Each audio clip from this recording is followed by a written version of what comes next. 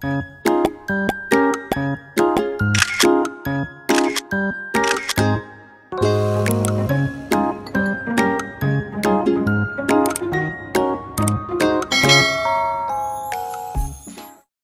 sa Tapo Cam and then click nyo yung kung anong camera yung format nyo, and then click nyo yung camera 2 and then yung local storage. Ayan, after ng local storage and makikita nyo yung format micro card, SD card, ayan, and then format.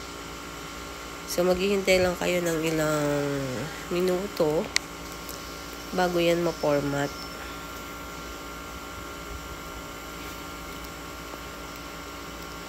Ayan.